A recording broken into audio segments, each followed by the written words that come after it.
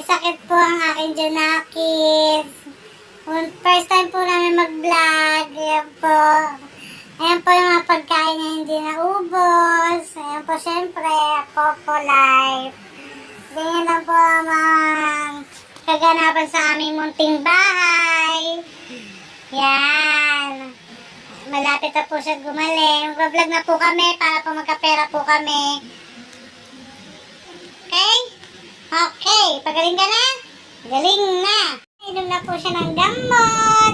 Kailangan laging uminom ng gamot. Sinaorasan po namin tuwing 4 na oras po ang inom ng gamot para tuluyan na po mawala ang kanyang sakit. Ayan, o ganun lang pag-inom po, diba? Ang galing.